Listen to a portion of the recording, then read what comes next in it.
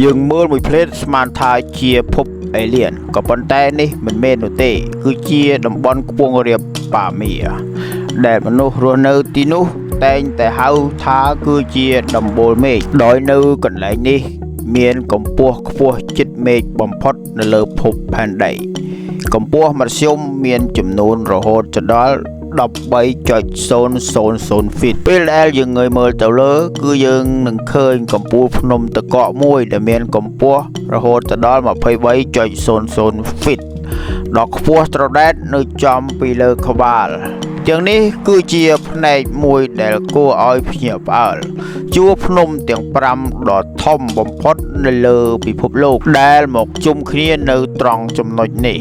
ដែលមានជួរភ្នំហិមាល័យការ៉ាកូរ៉ាំធានសាន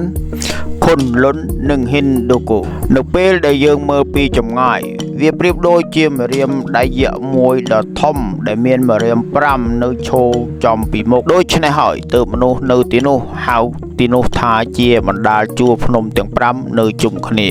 ផ្លូវ highway ត្រូវបានក្រាលក្រៅស៊ូវត្តវែងដ៏ខ្ពស់បំផុតនៅលើភពផែនដី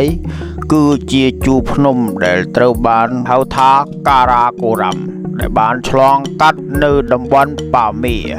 សម្រាប់ការបើកបរនៅទីនេះគឺមានលក្ខណៈប្លែកហាក់បីដូចជាយើងកំពុងតែបើកនៅលើភពផ្សេងមួយទៀតមិនមែនជាភពផែនដីក៏ប៉ុន្តែមនុស្សគ្រប់គ្នាតែងតែបើកដល់ទីនោះគឺមានអារម្មណ៍ស្រស់ស្រាយហើយនឹង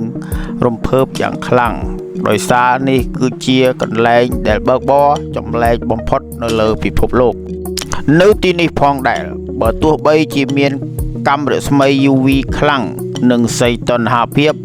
ប្រែប្រួលយ៉ាងណាក្តីក៏មានមនុស្សរស់នៅទីនោះដែរទាំងនេះគឺជាជនជាតិតាជឺពួកគេគឺចិញ្ចឹមសត្វយ៉ាកនិងសត្វចៀមរស់នៅក្នុងផ្ទះថ្មបុរាណនិងស្លៀកពាក់សម្លៀកបំពាក់ជនជាតិភាគតិចប្លែកហើយក៏ស្រស់ស្អាតម្យ៉ាងដែរក៏ប៉ុន្តែអ្វីដែលស្រស់ស្អាតបំផុតនោះគឺទោះបីជាអាកាសធាតុប្រែប្រួលយ៉ាងខ្លាំងយ៉ាងណាក៏ដោយពិតជាមិនគួរឲ្យជឿមេឃខៀវស្រងាត់ប្រៀបដូចជាត្រូវបានលាងសម្អាតដោយទឹកលាងកញ្ចក់អញ្ចឹងអូហូអេដមីនភ្លេចប្រាប់អ្នកទាំងអស់គ្នាទីនេះគឺជាកន្លែងដែលធ្លាប់ជាស្ទីវយ៉ូថតរឿងបុរាណដែលមានឈ្មោះថាលោកគ្រូທາງជេងទៅចម្លងធរគឺជាភ្នំរាម5ដែលសុនអ៊ូខុងបានធ្វើការប្រឡងប្រណាំងនិងភ្នាល់គ្នាជាមួយនឹងព្រះយូឡាយហើយភ្នំដែលចម្លែកនិងមានទេសភាពស្រស់ស្អាតប្រៀបដូចជាភពអេលៀននេះគឺនៅក្នុងប្រទេសចិនសូមពុកម៉ែបងប្អូនកុំភ្លេចចុច like subscribe និង follow ម្នាក់មួយដើម្បីជាកម្លាំងចិត្តដល់ admin